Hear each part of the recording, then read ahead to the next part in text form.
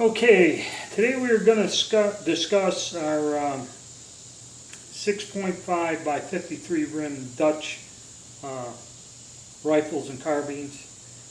I have two examples that are shootable over the years. I had a carbine years ago, but with the ammo I had, the bore was like shot out or rusted out, and it keyholed the bullets, and I ended up selling it. So until recently, I picked up two guns. I have a long version that was made by Steyr, okay, the long rifle, and I have this carbine here, and I did a video on both of the guns that I had. So somewhere on my channel is a video showing these two weapons in detail. So somebody commented, oh gee, does anybody shoot these or whatever, and are they just wall hangers? And there is an individual who did a video on reloading the 6.5 by 53 rim. I have not done it yet because some of the work I've done on it, I ran into a snag, and what it is I make the cartridges out of 303 British cases. The head, the rim, and the head is proper. It'll fit in these guns. That's why a lot of these guns were converted to a 303 later on post-war, and you'll run across some guns that will shoot or have been rebarreled, rechambered to 303 British. So that's the base cartridge you use. And basically to form it, I have a set of dies, CH4D dies, that are proper for the 6.5 by 53. And what you do is you trim the brass down. You go, and there's a step where you have to set the shoulder back. Okay? So you run it up another die, set back the shoulder, then just run it up the regular dies, and you have a formed case. The only problem is, like the other individual said, and this is why I ran into the snag, I was using PPU brass, and if you measure down just above the rim on the base of the cartridge itself, the PPU brass has a tendency to be a bit like 2 or 3 thousandths larger in diameter than, say, Remington, Winchester, whatever. And the reason I use the PPU brass is I could get it in quantity fairly reasonable, other than like getting 10 pieces of Winchester or 20 pieces of Remington brass, 303 British brass. I wanted to get a large quantity, like 100 pieces, so I went with PPU. Because of that, you'd have to either turn on the lathe a couple thousandths off, or what I did is basically chuck it up in a lathe, and I filed the end. If you look at this case, you can see where I kind of filed on it, then polished it. And then if you fire it and put it in a wet tumbler with the stainless steel pins, it kind of covers that up if there's any rough marks from the filing or whatever. And the reason I kind of didn't go any further is what I wanted to do is get a collet chuck from my lathe, and the proper way to do this is get a collet chuck that runs dead true, make a small mandrel, and then what you would do is the mandrel, and this is where you got to get, because this is, if you go into Donnelly's book of cartridge conversions, how he sets it up, you put a rod with like a, it'd be similar to the dimensions of the large rifle primer pocket. So there'd be a little stud. And what you do is take an unprimed case, put it on that little stud, and it is drilled and tapped to, I forget the exact size, but it's small. It would be a threaded shaft with a 92 thousandths diameter, and that's how small it is. You put it on the stud here, and then you take a 1/4 inch, turn down the end to that fine thread, and you go through the primer pocket, and you make a shaft, and you lock it on to the mandrel, so you're basically holding the cartridge through the base and the primer pocket. Then you put that in the chuck of a lathe, and you can turn the case anywhere, cut it, trim it, do things to it. and that's the proper way to do it, but I just never got around to getting the collet, the dies, the chuck. You know, it's going to be in excess of $1,000 to set this up. But once I do, I'll be able to work on a lot of different conversions and everything else. I just haven't had the time or money to do it. So I did it the down and dirty way, which just chuck it up and file that off. If you want, I'll show you a clip of me doing it. Okay, I'm over here with my lathe, and what I have to do is form in brass for a rifle cartridge that hasn't been made in 70 years. It's not quite right. I have to take about 3/1000 off of this case so I can get it to work. So what I have to do is take each and every single one, put it in my lathe,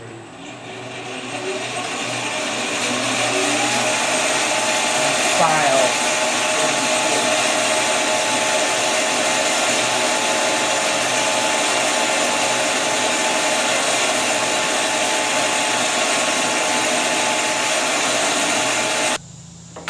So I did come out with a usable cartridge, and I fired it in the, I tested it out in a long rifle.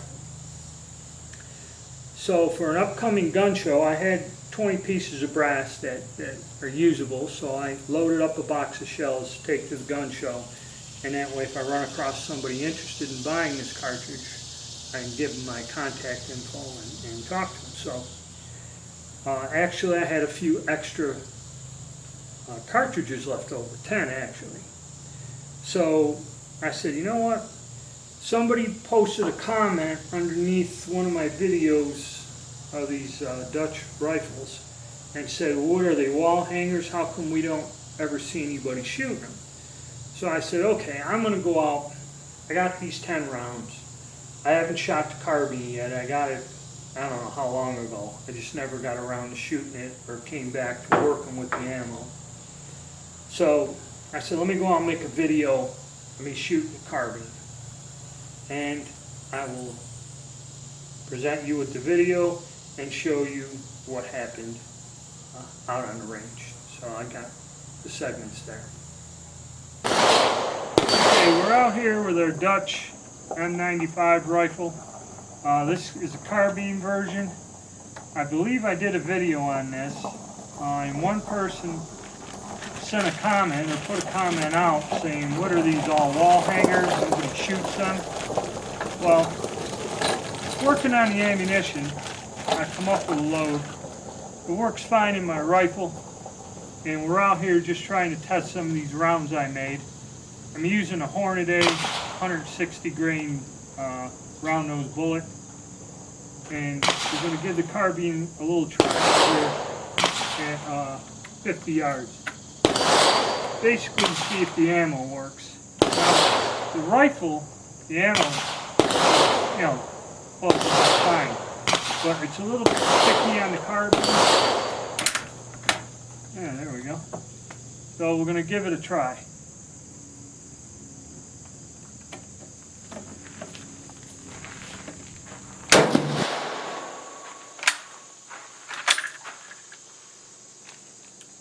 And that's brass I had to reform myself out of 303 British.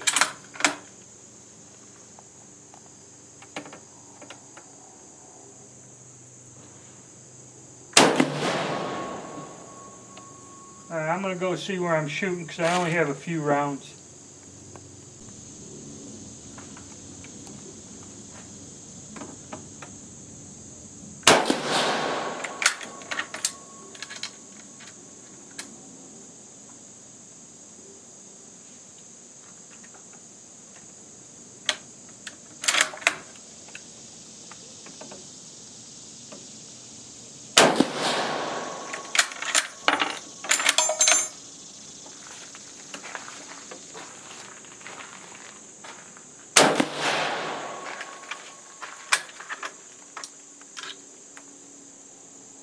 Well, it appears to me that the gun may have been rechambered into something else. because they had one piece of brass split and get all screwed up here. Could be from the former. But if you look at it,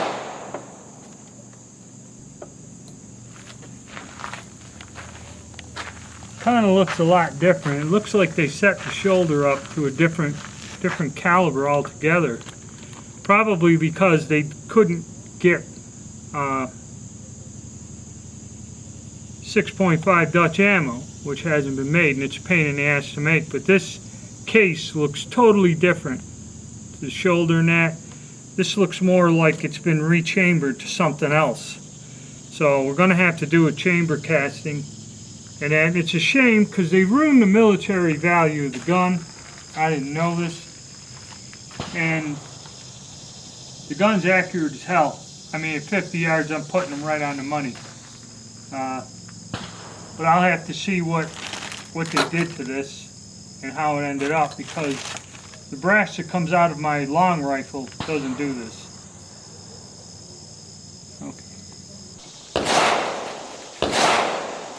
Alright, it's a shame because the bore on this rifle's good and it shoots pretty well.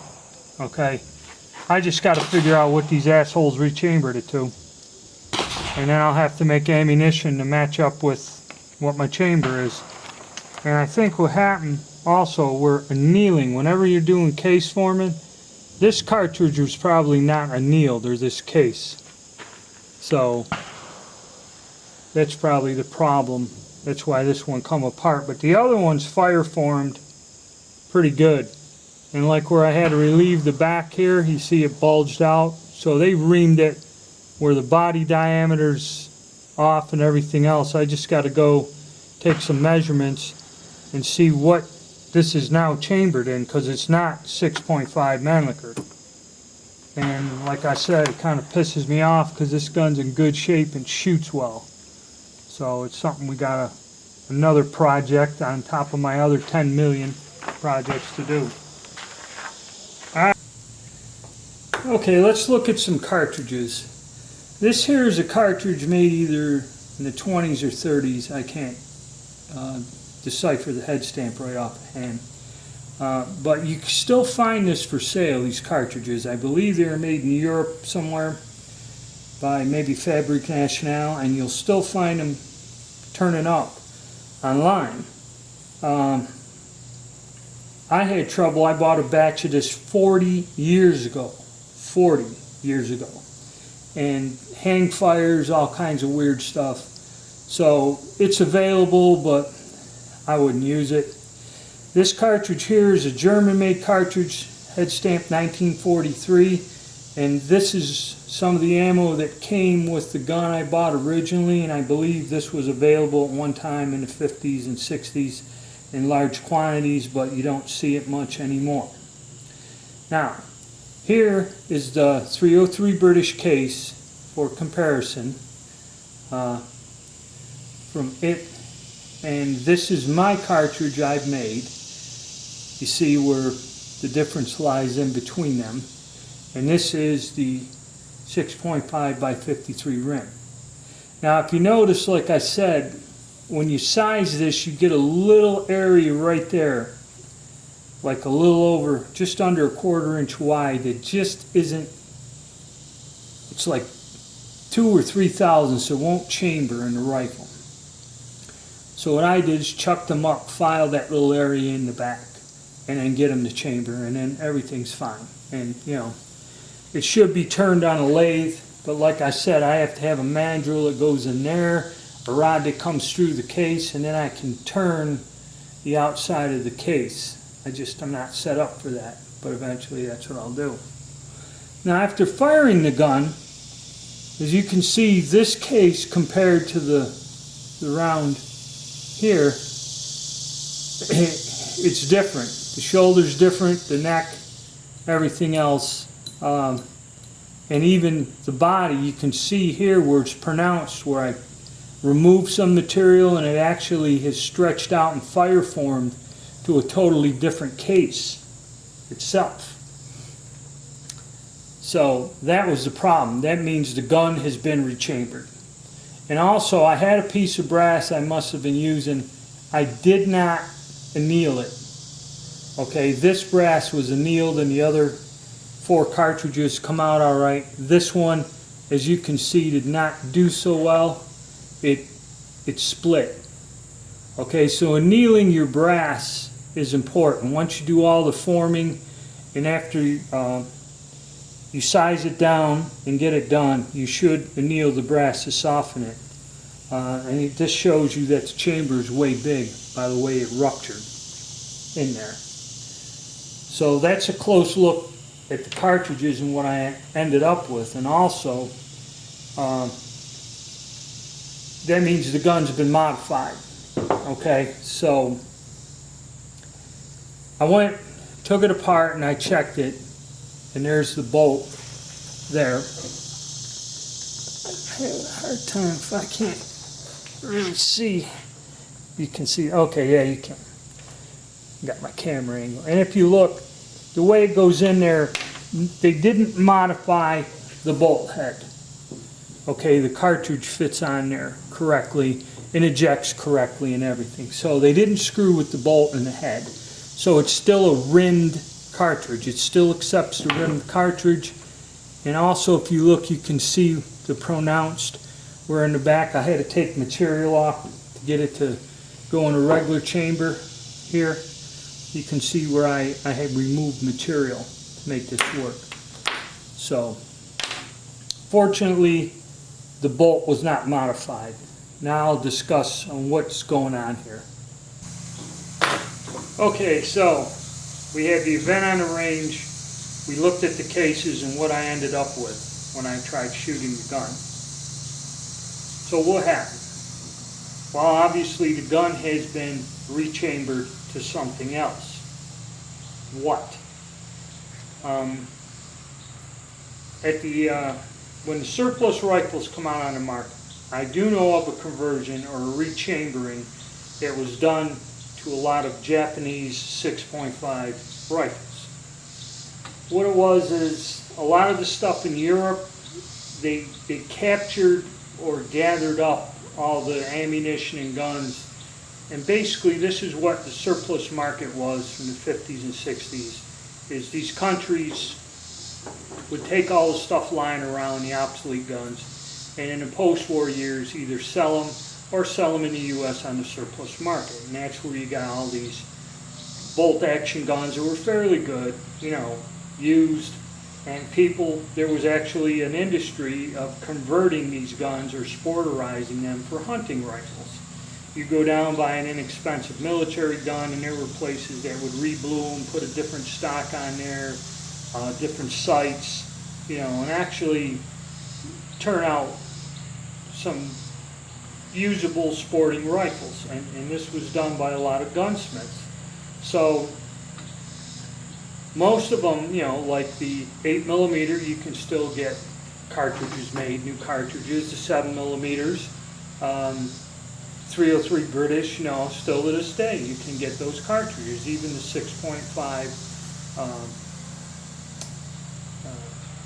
Swedish, or not Swedish, yeah, Swedish Mauser. That's still a popular cartridge, and it is still chambered in modern-made new sporting rifles. It's a very popular cartridge in Europe and in the United States.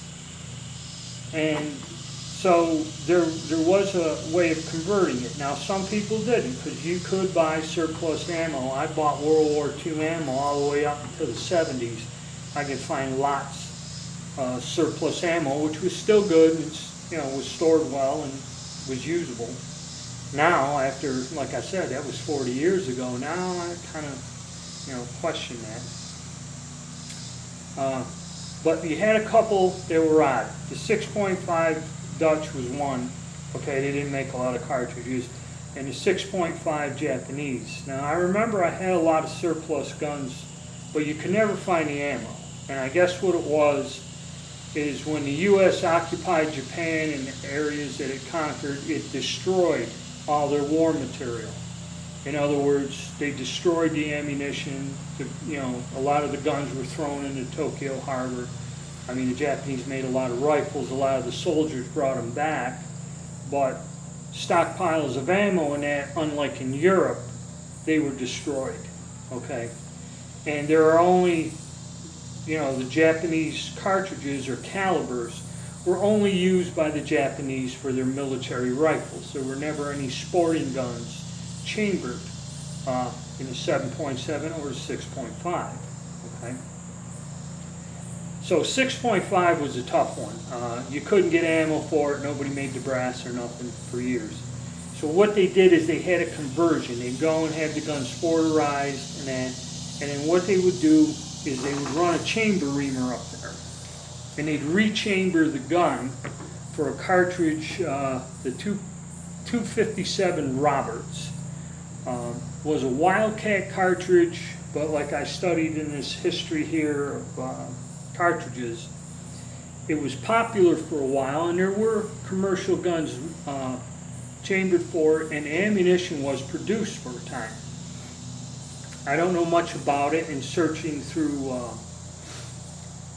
cartridges of the world and references, there's references in there to it, but there's no exact specification or write-up over it, because there's something like the 257 Roberts plus P improved or something. So what it was is they converted this to something that you could find, which was the 257 Roberts, but because of the difference, this is actually a 6.5. So the smaller diameter bullet, you could probably shoot it down there and rattle down the barrel, and you can shoot the gun. How well it would shoot, I don't know. So somehow in all of this, a hybrid cartridge come up called the 6.5 by 57. And what's really confusing about this is there was a European cartridge developed, the 6.5 by 57, years ago in Europe, which was basically a 7mm cartridge neck down to 6.5. This kind of didn't go anywhere, but I think there were commercial chamberings in this. And then again, you get the 6.5 by 57 rimless and rimmed. Now I've heard of the Japanese guns being rechambered for the 257 Roberts or the 6.5 by 57 Roberts, the Wildcat cartridge, that would work in a conversion. I've never heard of a Dutch gun being rechambered, so it kind of threw me for a loop. So now I'm in a, I know something about the rechambering, but it's for a different type of gun and the reason why they rechambered them, but I've never heard of a Dutch gun being rechambered. The gun has no stampings on it. There's nothing stamped on the receiver. So whoever did it just did it. Now, as you've seen from the video, the gun shoots well. It's accurate. The bore's good. I mean, with a little bit of work and tuning the reload, and without the cartridges blasting out, it'd probably be a good shooting gun. But now we have a gun modified for an odd cartridge. I really couldn't find a lot of information. So I'm searching online, and I found a web page that brought up this, and it has the history of the 6.5 by 57 and this and that. And what it did is it has measurements on here. So what I did is I looked at these measurements. I really didn't get the angle or degree of the shoulder, but about to where the lengths are compared to the drawing, and the measurements of the diameter, which is expanded out, and they made up to this. Plus the 6.5 by 57 is a little bit longer than the 53. So the brass will have to be, not trimmed back as far. But that's how I discovered what I had.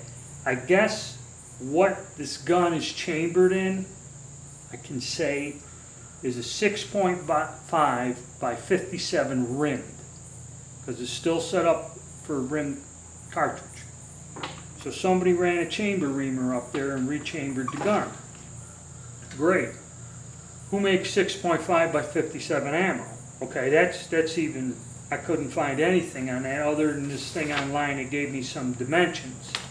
Okay, from Sam or whatever, and there's all kinds of gun. It mentions the 6.5 by 257 Roberts improved, okay, which is the 260 AAR all-round rifle or something, and it had popularity in the 60s as a Wildcat, and you know, it goes on. There's several different of these odd cartridges.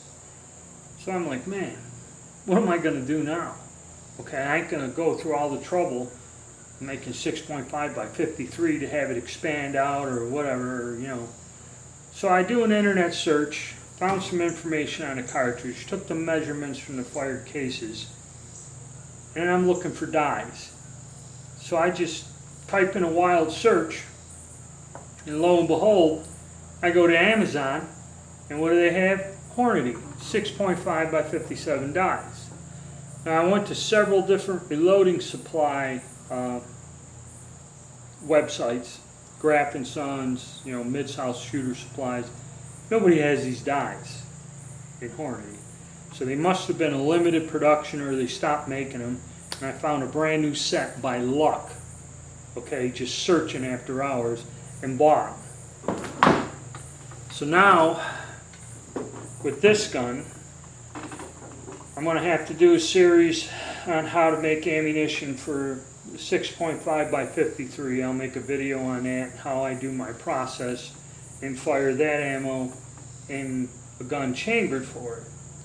Now we got a new cartridge to 6.5 by 57, and I'm going to have to do some research and experimentation and end up, I got the dies in that, and end up making the ammunition for that, which I think would be easier because I won't have to file the back end or trim the brass to fit in the chamber. So another surprise, and that's how it all works when it comes to when you fool around with surplus guns. And it's kind of a shame. I wish this gun was left in its original caliber, but it's not. So now we got a new cartridge to come up with. And if any of you out there had a similar problem, if you do fire these guns, or the Japanese guns are chambered in that, you know, get back to me, leave a comment or something. I'd like to find out some more information and keep people updated on this, and see if I can produce, you know, the proper fitting ammunition to use in these firearms. You know. But that's it for this video. I hope that answers some questions, and if some of you have run into a similar situation like this, you know, shoot me an email or leave a comment, and I'll kind of, you know, if you leave a comment and tell of your experiences, it'll help other people that come and watch this video on this. So that's it for now.